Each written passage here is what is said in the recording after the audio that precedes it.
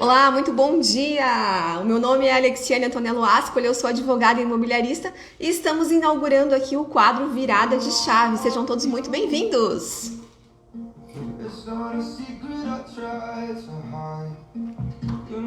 Bom dia, Ricardo! Bom dia, Moisés! Bom dia, Grazi! Bom dia, Caio! Bom dia, Giovanni! Sejam muito bem-vindos! Muito obrigada! Bom dia, pessoal que está chegando aí agora. Resolvi aqui retomar as lives, né? Bom dia, Carlos. Bom dia, Isabela. No meio dessa correria toda, o ideal realmente é aqui deixar então agendado uma live para toda quinta-feira de manhã no quadro Virada de Chave, para que a gente possa ter esse contato e conversar mais a respeito do direito imobiliário e das coisas que acontecem aí no mercado. Sejam todos muito bem-vindos. Alexa, pare. Vamos encerrar a música por aqui. E vamos começar a falar então. Vocês estão me ouvindo bem? Tá tudo certinho? Vamos falar hoje o tema então da nossa primeira live aqui no quadro Virada de Chave, no escritório novo. Para quem não sabe, eu estava lá no meio oeste de Santa Catarina, saí. Agora eu tô aqui no sul, tô em Araranguá. Mas o meu escritório ele é digital, atende corretores de imóveis de todo o país e a sede dele fica aqui então em Santa Catarina. Muito obrigada! Então vamos lá, pessoal, vamos falar então a respeito. O quadro Virada de Chave realmente é para virar uma chave na cabeça de vocês sempre que a gente for tratar de um assunto aqui e também facilitar com que vocês fechem negócios com mais facilidade e também com segurança jurídica. Bom dia o pessoal de Sombrio que está aqui na live também, que é aqui pertinho. Sejam bem-vindos, pessoal. Então, vamos chegando. A gente vai falar sobre contrato de corretagem hoje. Tem muitos corretores de imóveis que me seguem. Eu presto assessoria imobiliária para corretores de imóveis independentes, principalmente, ajudando os corretores de imóveis aí que têm uma caminhada solitária, digamos assim. Então, tem esse suporte jurídico aqui comigo. E também trabalho com a parte de regularização de imóveis, são as duas frentes aí do meu escritório. Então vamos lá falar hoje do contrato de corretagem. O que é o contrato de corretagem? Tem muitos corretores que ainda não fazem e eu vou te mostrar hoje por que é importante que você faça, que você tenha um contrato de corretagem. Então um contrato de corretagem, ele pode ser firmado tanto por uma pessoa física, se você é um corretor de imóveis independente, quanto por uma pessoa jurídica, se você é uma imobiliária. É um contrato que não tem qualquer tipo de vínculo de dependência, não é uma prestação de serviço com aquele que te contrata. E que serviços que você pode prestar? A lei que trata da profissão do corretor de imóveis diz que você pode, então, tratar da compra e venda de imóveis, da permuta e da locação também. Mas aí a gente pensa, existem tantos outros modelos hoje, será que o corretor não pode ser remunerado num build suite, por exemplo? Não pode ser remunerado na laje, não pode ser remunerado quando ele for tratado de um direito de posse? Então nós entendemos que sim, desde que o corretor de imóveis preste o seu serviço, os seus honorários de corretagem também podem ser cobrados nesses negócios que não estão estipulados ali na lei, porque a lei ela é a mais antiga, ela trata da compra e venda, da permuta e da locação, mas nada impede que você atue então no build suite, na multipropriedade hoje, na laje, na posse, enfim, em outros diversos negócios que surgiram aí com o tempo. Então o corretor de imóveis também pode prestar esse serviço nesses novos modelos. O que a gente tem hoje sobre corretagem no mercado imobiliário? Como que se coloca então a corretagem no mercado imobiliário? Nós temos no mercado de lançamentos as houses, que são aquelas empresas então que estão ligadas ao mesmo grupo econômico das construtoras e incorporadoras, e também no mercado de lançamento nós temos as imobiliárias que são especializadas e trabalham com uma carteira de diversos imóveis e com diversas construtoras. Então, à frente no mercado de lançamentos nós temos as houses e as imobiliárias especializadas. E aí no mercado secundário, que a gente chama, ou o mercado de revenda, ou o mercado de terceiros, digamos assim, que é a venda de imóveis usados, esse mercado, então, ele é operado por imobiliárias e também por corretores independentes. E nós ainda temos um mercado de locação, onde imobiliárias e corretores independentes atuam fazendo administração de imóveis. Então é aí que se coloca a corretagem. No mercado de lançamentos, no mercado secundário e no mercado da locação. Nós temos um grande benefício, as imobiliárias têm um grande benefício, que é a forma de organizar a sua estrutura. As imobiliárias, elas não precisam contratar corretores de imóveis segundo as leis trabalhistas. As imobiliárias, elas podem se organizar por meio de contratos de associação com outros corretores, que aí desvincula a questão trabalhista. Isso é muito interessante, nós temos uma lei que trata disso. Então, se você trabalha em uma imobiliária, ou se você é um corretor independente que deseja trabalhar com outros corretores, é bem interessante que seja feito o contrato de associação para evitar problemas trabalhistas. Esse contrato traz lá na lei que diz que ele teria que ser registrado no Sindicato dos Corretores de Imóveis. Existe uma discussão a respeito da obrigatoriedade desse registro. Em tese, o contrato, se ele é feito, bom dia, Thaís, ele é válido então entre as partes, ele já é suficiente para gerar efeitos. Então, se você trabalha em uma imobiliária com outros corretores, é de suma importância que você faça um contrato de associação com esses outros corretores para evitar problemas trabalhistas. Tem alguém aí que já trabalha com um contrato de associação, que é associado em uma imobiliária? Então, essa é uma grande vantagem que a gente tem das imobiliárias poderem se organizar dessa forma, o que diminui, digamos assim, a despesa para manter tudo isso, porque você vai trabalhar com outros corretores e eles serão remunerados de acordo ali com os negócios que eles fizerem, e a comissão geralmente ela é dividida com esses corretores de imóveis, então, que trabalham no regime da associação. Bom dia, Cleverton, muito obrigada. Então, a gente está falando aqui de como que as imobiliárias, elas se organizam. E aí é importante a gente pensar, eu sei que tem muito corretor de imóveis no mercado que não valoriza a sua profissão, mas não deve ser dessa forma. O corretor de imóveis, eu preciso que você entenda a sua função no mercado. Você tem uma função muito importante na nossa sociedade, porque você ajuda a reduzir o déficit habitacional, que no nosso país é muito grande. Além de tudo, você, profissional do mercado imobiliário, também movimenta muito a economia. E isso é muito importante para o nosso país. Então, você tem esse papel realmente de ajudar a reduzir o déficit habitacional e também esse papel de suma importância de movimentar a economia. Então, a sua profissão deve ser super valorizada. E a gente sabe que o corretor de imóveis é um profissional super bem remunerado, e aqueles que estão estudando, que estão se especializando, estão à frente, quem define um nicho de atuação. Então, tem como é que eu posso dizer, se mostrado mais, tem aparecido mais, principalmente com o uso das redes sociais, e tem conseguido fazer excelentes negócios e ter uma profissão aí de muito resultado, que aumenta demais a sua renda e tem uma vida super confortável. Então, a profissão do corretor de imóveis hoje está super em alta e deve ser super valorizada sim. Agora a gente vai entrar um pouquinho, agora passei um pouquinho um panorama a respeito aqui da corretagem de imóveis, porque eu sei que tem muitos advogados aqui também que estão acompanhando a live para entender como é que funciona a atividade do corretor de imóveis.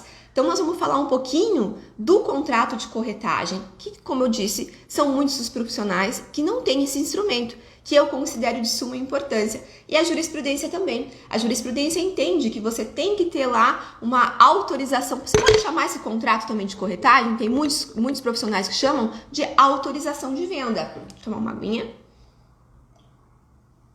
Então, essa autorização de venda, esse contrato de corretagem, a gente sabe, tem a lei que regula a atividade do corretor de imóveis, que ela diz explicitamente que o corretor de imóveis, ele não pode anunciar proposta de transação a que não esteja autorizado através de documento escrito. Então, esse é o primeiro ponto, porque o corretor de imóveis tem que ter um contrato de corretagem. Mas você pode ter muito mais do que uma simples autorização de venda, muito mais do que o proprietário dizendo que você pode vender. Você pode regular muitas situações importantes nesse seu contrato de corretagem. Além disso, a resolução 5 de 1978 do COFES, ela estabelece que essa autorização por escrito deve apontar, então, alguns requisitos básicos. O que você pode colocar, então, na tua autorização de venda, no teu contrato de corretagem hoje? Essa resolução do COFES já diz o que tu tem que ter nela. Então, vamos lá. Qualificação das partes, a individualização e a caracterização do objeto. Então, vai anotando aí, se você não tem um contrato de corretagem ainda, pega papel e caneta e a partir de hoje você começa a rabiscar lá o que você vai colocar nesse teu contrato. Então, você coloca a qualificação das partes, a tua qualificação, a qualificação daquele que está te contratando. Você vai individualizar o imóvel que a pessoa está vendendo. O imóvel que fica na rua tal, no número tal, CEP, cidade. Qual que é a inscrição imobiliária desse imóvel? Vai colocar lá qual é o preço que vai ser trabalhado esse imóvel e também quais as condições de pagamento que o proprietário ele aceita. Dados do título de propriedade. De suma importância colocar lá qual que é o número da matrícula imobiliária, em que registro de imóveis ele está localizado. Olha, o mais importante aqui, qual será a remuneração do corretor e a forma de pagamento? Tem muitos corretores que não acordam com o proprietário, que não contratam com o proprietário, qual é o percentual da comissão, porque aqui no mercado a gente já entende que é praxe trabalhar os 6%, mas é importante que você conste isso no teu contrato para evitar discussões ali na frente. Tem corretores que só lá depois, na assinatura da promessa de compra e venda, que vai conversar com o proprietário para dizer, olha, minha comissão aqui é de 6%, e aí, como é que vai ser? Não deve ser dessa forma. Você deve ter o teu contrato de corretagem, a tua autorização de venda para trabalhar isso, porque quando você faz com que a outra pessoa assine o contrato, você não está criando só obrigações para ti. A outra parte está se vinculando e você vai poder exigir essas obrigações depois. Então, você vai colocar lá qual que vai ser o percentual dos teus honorários, qual que vai ser o prazo de validade dessa autorização de venda e também coloque lá a autorização expressa para receber ou não o sinal do negócio. O que eu falei aqui para você é o que está dito na Resolução 5 de 1978 do COFES. Então, se você não sabe o que colocar na sua autorização de venda, depois você consulta lá. Você vai ter que colocar, esse é o básico, qualificação das partes, individualização e caracterização do objeto que você vai trabalhar aí na tua imobiliária, o preço e condições de pagamento, dados do título de propriedade, remuneração do corretor e forma de pagamento, prazo de validade é muito importante. E se o contratante fizer te dispensar e dias depois for lá e fechar um negócio? Você pode entabular aí no teu instrumento de corretagem que se eventualmente se o negócio for fechado tantos dias, tantos meses ali depois que você for dispensado, que a comissão ainda é devida. Claro que se o negócio for feito com alguma das partes que você apresentou, por exemplo. E coloque lá também a autorização expressa para receber ou não o sinal do negócio. Assim você vai estar muito protegido. Isso aqui é o básico que tu tem que ter então no teu contrato de corretagem. Vocês estão pegando, estão anotando tudo aí? Olha o sinal. Eu trabalho do lado de um colégio. Então, a cada 45 minutos toca o sinal por aqui. Vocês trabalham com contrato de corretagem? Já contem para mim aí nos comentários se tem mais ou menos esses elementos que eu estou falando aqui. Depois, Laís, depois você me chama, Laís, me manda um direct depois que a gente conversa. Então, isso é o mínimo que tem que ter no teu contrato de corretagem. Mas ele pode prever muito mais ainda. Você pode colocar lá a orientação de como funcionarão as visitas, porque não é raro que volta e meia aconteça algum problema de comunicação, na verdade, entre você e aquele que coloca o imóvel para venda a respeito dos horários da visita. Por que não deixar isso claro logo no começo, não é verdade? Então estipulem, converse com o proprietário qual é o melhor momento para que se façam as visitas. Tem algum horário específico? E aí você coloca no contrato. Depois, eventualmente, se tiver algum problema, aí você vai dizer, não, mas nós conversamos aqui, o senhor me disse que nós poderíamos fazer as visitas nesse horário. Tem algum problema, a gente tem que alterar, então fica mais fácil de você trabalhar. Tudo que é pré-ajustado evita problemas. É para isso que servem os contratos, para evitar que se tiver alguma situação problemática depois, já está previsto lá o que deveria ser feito. Então faça bom uso do contrato de corretagem. Outra coisa que você pode colocar também no teu contrato, na sua autorização de venda, é como será feita a publicidade e em que veículos. Eu vou trabalhar esse imóvel aqui nas minhas redes sociais, vou colocar no portal, eu vou usar drone, eu vou fazer filme. O que você vai fazer com tudo isso? Porque isso vai ajudar a demonstrar também para a pessoa que está te contratando o teu trabalho. Olha todo o esforço que esse corretor de imóveis vai fazer para desenvolver o papel dele. Então, isso demonstra que você está fazendo o seu trabalho e pode ser utilizado lá na frente se eventualmente essa pessoa aí querer se esquivar de efetuar o pagamento dos seus honorários. Ela assinou um contrato contigo, você disse tudo o que você ia fazer e se ela eventualmente desistir lá depois da assinatura da promessa de compra e venda, não, peraí meu amigo, estava tudo entabulado aqui, o meu serviço foi prestado, então os meus honorários, eles são devidos. Vamos lá, deixa eu ver aqui o que vocês estão falando. A Laís me disse que precisa de um contrato de corretagem. Eu vendo bastante eles, usam uma regra de 50% na venda e 50% na entrega. Então, eu não tenho muito para receber, porém não está em contrato. Então, é muito importante que todas as coisas, o máximo que você puder, fique ajustado em contrato, Laís, para evitar esses problemas. Né? Quando surgir alguma questão ali na frente, que já tem uma previsão de como se agir. Então, o que mais que pode ser tratado, então, no seu contrato de corretagem? Se essa venda, se ela vai ocorrer com exclusividade ou não. Isso é muito importante. Aí você pode delimitar os prazos da exclusividade ali também, como eu falei. Se esse imóvel for vendido depois de tanto tempo ali que a pessoa te dispensar, será que a comissão é devida? Tudo isso você pode tratar ali. O percentual da comissão, que a resolução do COFES mesmo estipula, que é uma condição obrigatória para você ter no seu contrato. Como a sua comissão será paga e de que forma. Que o proprietário ele deve prestar todas as informações sobre o imóvel. Esse ponto é muito importante de você deixar no teu contrato de corretagem.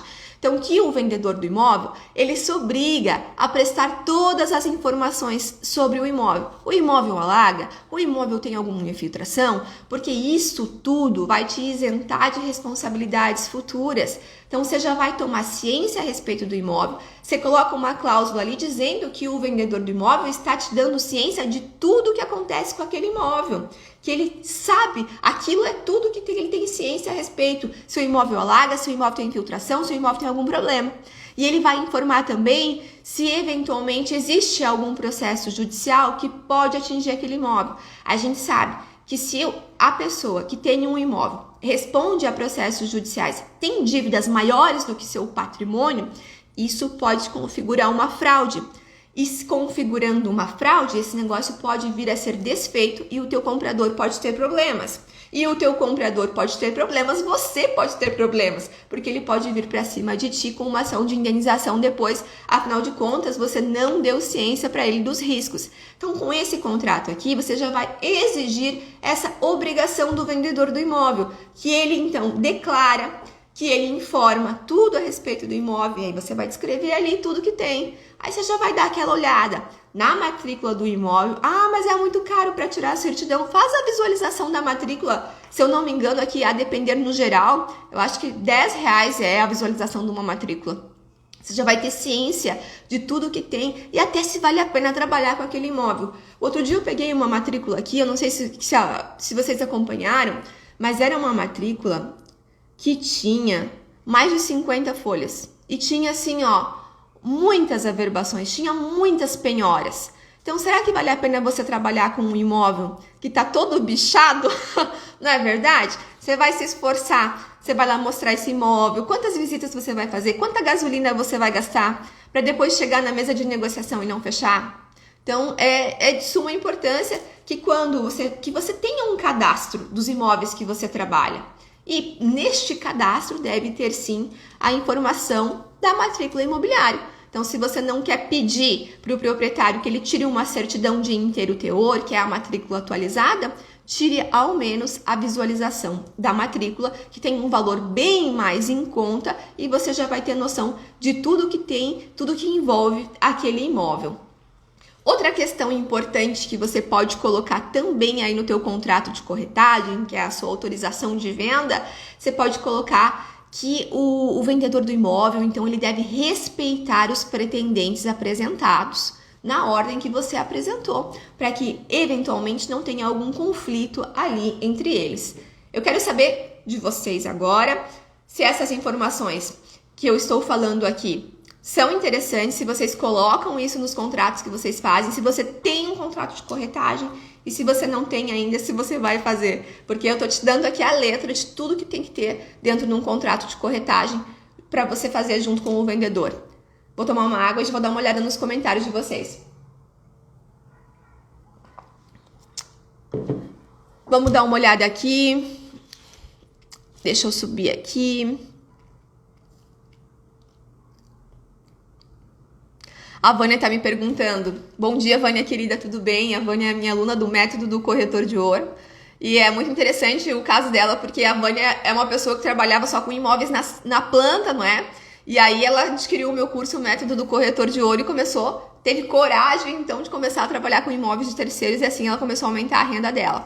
Então ela colocou aqui, no caso de uma exclusividade e o vendedor desistir antes do prazo contratado, depois de muito trabalho gasto nosso, existe alguma lei que nos proteja? Infelizmente não. Porque eu entendo realmente, existe todo um trabalho feito de publicidade, enfim, mas o contrato de corretagem, ele tem um resultado que é aleatório. Então, o corretor, em regra, ele só vai ter a remuneração dele devida se ele conseguir fechar um negócio lá na frente, se ele conseguir um negócio para o proprietário. Se isso não ocorrer, infelizmente, isso está no risco e hoje não existe nenhuma lei que trate a respeito dessa situação, né, de poder cobrar, então, pelo trabalho que for feito. Eu entendo, no meu particular, que isso pode ser ajustado no contrato. Se eventualmente, como você colocou, Vânia, então se o vendedor desiste antes do prazo contratado e você fez todo um investimento, digamos assim, para vender aquele imóvel, então eu acredito que pode constar uma cláusula aí no contrato dizendo que se eventualmente o corretor for dispensado antes do prazo, que serão devidas, então, a indenização dos valores que foram gastos para fazer a venda daquele imóvel. No meu particular, eu entendo que isso pode ser feito e é claro que é uma questão. Nós não temos nenhum entendimento pacífico a respeito no judiciário, mas é uma questão que, eventualmente, a depender do valor da negociação que você está fazendo, do imóvel envolvido, que possa ser levada para o judiciário para ser discutida. Deixa eu ver o que mais nós temos aqui. Essa visualização da matrícula, o Cleberton perguntou, o inteiro teor, ela é solicitada no próprio registro de imóveis ou tem um site específico? Então, a visualização da matrícula, ela não tem validade como certidão de inteiro teor. Ela só vai realmente te apresentar o que tem na matrícula. Existe um site específico e aí tenham muito cuidado com o que vocês acessam na internet, porque existem sites se passando por cartórios oficiais e não são. É o site da ONR, tá? Site da ONR. Quem não souber qual é o site para fazer a visualização de matrícula, me manda um direct aqui depois que eu encaminho o link direitinho para vocês solicitarem. É interessante que vocês façam um cadastro. Eu, como atuo aqui atendendo todo o país, então eu uso demais. Então, volta e meia eu tô pedindo lá no Recife, tô pedindo lá para cima, tô pedindo no Rio, tô pedindo em São Paulo, porque facilita muito. Você pode pedir tanto a certidão de inteiro teor, que vai ter validade jurídica, como você pode só fazer a visualização da matrícula mesmo, que é um documento que vai te dar a imagem da situação do imóvel naquele momento, tá? Então, ONR é o site. Quem não souber, depois me manda um direct que eu encaminho. O Jorge Souza, aqui utilizamos o seu modelo de contrato, excelente, tem muitos que estão aqui que são meus alunos aí no método do corretor de ouro. O Adriano disse que a due diligence é imprescindível para verificar todas essas questões, principalmente quando vai ter, então, um negócio que envolve processos do vendedor, que você sabe, principalmente se você trabalha numa cidade menor, se aquela pessoa tá devendo da praça ou não, se ela tá quebrada. Então, com muito cuidado, quando você souber, quando você tiver essa informação, é de suma importância, principalmente você levantar as certidões judiciais, aí certidão de protesto também é importante, certidões fiscais para saber qual é a situação, então, daquele imóvel. Deixa eu ver o que mais nós temos aqui, deixa eu subir um pouquinho. Então, a visualização da matrícula. Isso é muito importante, inclusive na hora de financiar, para que o processo possa ocorrer rápido e sem problema. Excelente, Rodrigo, muito bom mesmo. Quando você coloca lá no teu contrato de corretagem se esse imóvel vai poder ser financiado, porque fica a critério do vendedor aceitar ou não que o imóvel seja, é muito importante você já fazer essa pré-análise para saber se ele vai passar depois, para que você não faça todo aquele trabalho e depois chegue lá e o imóvel não consiga ser financiado. É bem importante o apoio jurídico, então, para quem não sabe, tirar as certidões jurídicas aí, ou certidões fiscais também. A Vânia tá dizendo que tem aprendido a cada dia mais. Deixa eu descer aqui e vamos continuar, então. Nós fizemos aqui, falamos do que é necessário que você coloque lá no teu contrato, o básico que tem que ter. Se você não sabe, se você tá chegando aqui na live agora, dá uma olhada, então, na resolução 5 de 78 do COFES, que você vai entender o básico que tem que ter lá no teu contrato. Então, como eu estava falando antes, esse contrato ele é aleatório, pois o corretor ele só vai receber se ele conseguir fechar o negócio que ele foi contratado lá no começo. Mas é importante ter o contrato de corretagem porque ele obriga já as partes. Quanto ao percentual da comissão, se não for definido nesse teu contrato e eventualmente você for parar no judiciário, vai ser estipulado aquilo que é praticado no mercado local, tá? Então, a gente sabe hoje que os CRECIs, eles só têm apenas uma tabela enunciativa, não existe uma lei que diga é tanto de percentual aqui para a comissão, não existe, ou para os honorários de corretagem, como você prefere chamar. Então, se for cair no judiciário, se tu não faz um contrato de corretagem, se você não estipula isso nem na promessa de compra e venda, quando você está amarrando o negócio lá, se eventualmente cair no judiciário por algum motivo que as partes ali não querem pagar, vai ser aplicado o percentual que é do local, de uso local aí na tua região, tá? Agora, você vai me perguntar, mas Alexia, é muito difícil de fazer o vendedor do imóvel fechar esse contrato de corretagem. Existem algumas formas que facilitam isso. E como que você pode fazer? Olha, você pode colher assinatura eletrônica nesses contratos. Então, a assinatura eletrônica, que é aquela que não precisa ter o certificado digital, o ICP Brasil, que tem o token, a assinatura eletrônica que é feita por meio do Gov, que é feito por meio de outras plataformas, elas têm validade sim, desde que a outra parte não conteste a sua assinatura. Então, enquanto essa assinatura não for contestada, ela é sim válida.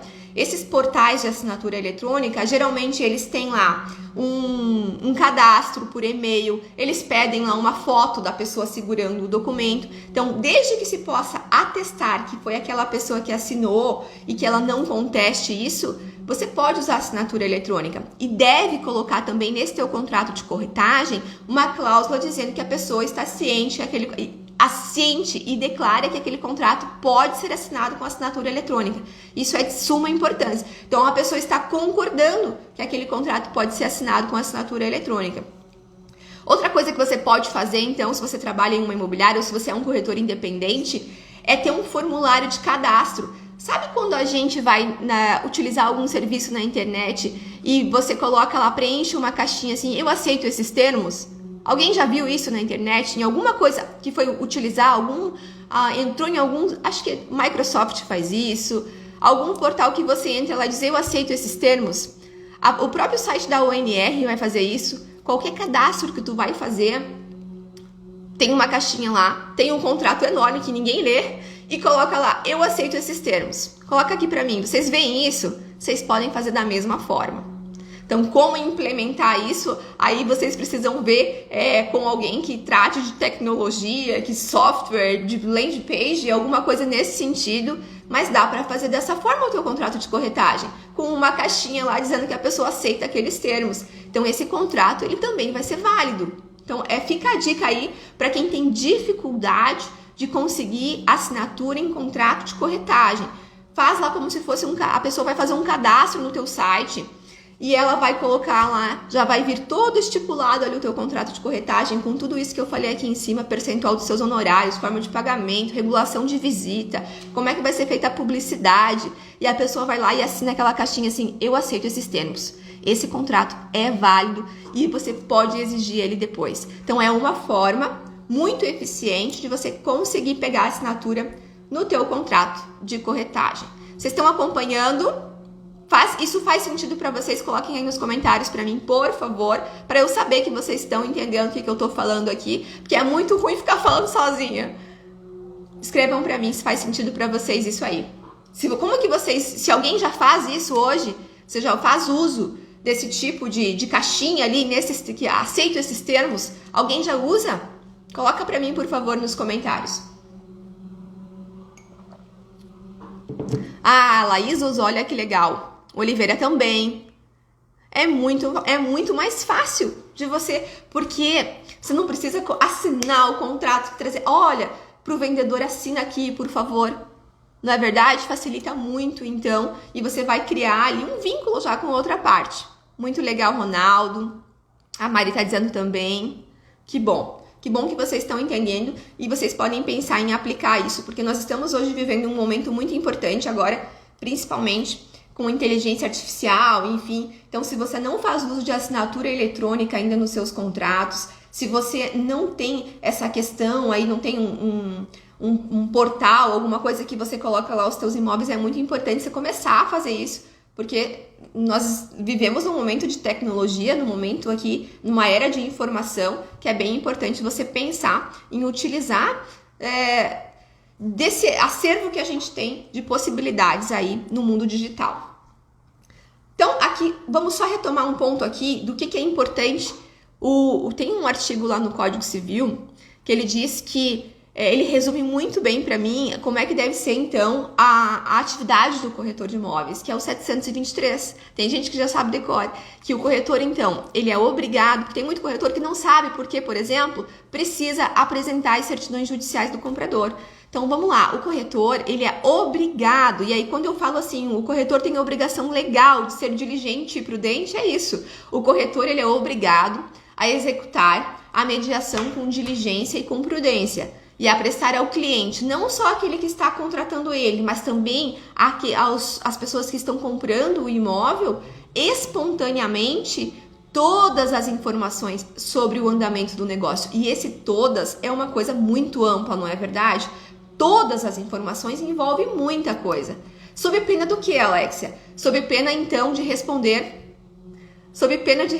por perdas e danos, o corretor prestará ao cliente todos os esclarecimentos acerca da segurança ou do risco do negócio.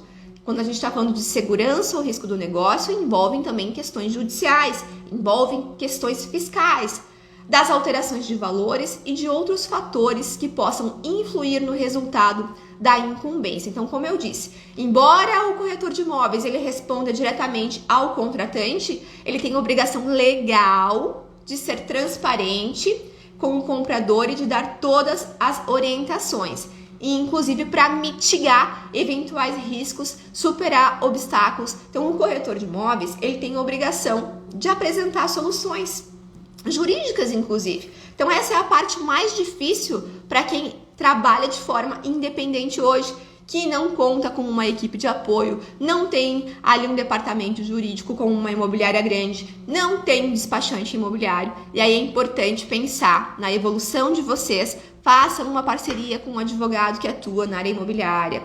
Existem profissionais hoje que atuam sob demanda, como eu aqui no escritório. Então, o corretor de imóveis, ele não precisa comprometer a renda dele de uma forma de fazer um investimento mensal todo mês, ter que pagar tanto para esse advogado. Não, ele pode pagar sob demanda. Ele contrata o advogado para fazer aquele contrato, para tirar aquelas certidões e para dar as informações e soluções jurídicas que ele tem que propor, segundo a lei, para aquele negócio. Então é um trabalho muito interessante. Se você é um corretor de imóveis independente, então pense numa parceria com um advogado e dessa forma que eu te disse, proponha isso. Se você conhece, se você já trabalha com um advogado, proponha, porque é muito mais interessante que você remunere o serviço que efetivamente foi prestado do que você remunere mensalmente. Às vezes você não fecha um contrato.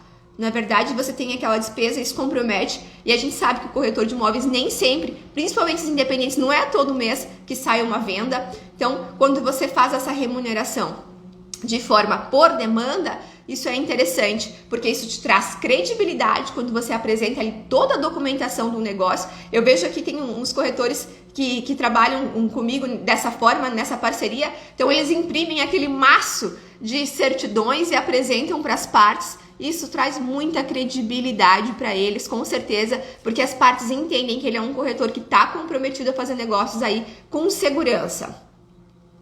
Se eventualmente tiver algum defeito na prestação do serviço, digamos então que o corretor não informou que tinham ações judiciais importantes ali contra o vendedor do imóvel, aí é o momento que ele perde o direito de exigir o pagamento dos seus honorários. Sim, se o corretor de imóveis ele não dá ciência para o comprador, se ele não informa os riscos do negócio, essa parte pode se desvincular. e aquele negócio já era, vai por água abaixo. Então, é de suma importância dar as informações a respeito dos processos judiciais, a respeito das certidões fiscais, de tudo que possa envolver o imóvel, inclusive do que consta na matrícula imobiliária. Tem muito corretor que vai me dizer assim, mas Alexia, tem uma lei nova aí que dispensou a apresentação das certidões. De fato, e eu muito falei dela no ano passado, quem me acompanhava aqui, sobre a 14382, realmente é uma lei nova, vem para fortalecer e dar mais segurança para o mercado, mas a gente tem que lembrar que isso, a obrigação do corretor de fornecer as informações do negócio, ela está na lei também. Então, você não pode, da noite para o dia, dispensar a apresentação das certidões e das informações sobre um negócio imobiliário para as partes. Você deve continuar prestando, até porque se chegar no ponto de se ter que discutir se a lei era válida ou não, se aplicava naquele caso, a gente já vai estar falando de um momento que isso vai estar sendo feito num processo judicial, já vai estar dentro de uma demanda. E tudo que a gente não quer é isso. A gente não quer estar discutindo os honorários de corretagem dentro de um processo. A gente quer ter um processo seguro. A gente vai fazer o contrato de corretagem, a gente vai fazer a promessa de compra e venda. E nessa promessa de compra e venda, a gente vai botar uma cláusula lá dentro dizendo que foi o corretor fulano que intermediou aquela negociação e que a comissão é devida. Os honorários de corretagem são devidos. E aí deu. Inclusive, você pode colocar lá no teu contrato de corretagem, isso é muito importante, qual é o momento que os teus honorários de corretagem são devidos, qual é o momento que eles podem ser exigidos. Por que isso é importante? Porque nós temos alguns julgados aí que divergem sobre o momento do pagamento dos honorários. Existem julgados hoje que dizem que ele deve ser feito com a assinatura da promessa de compra e venda, mas temos alguns entendimentos também que ele só é devido na assinatura da escritura.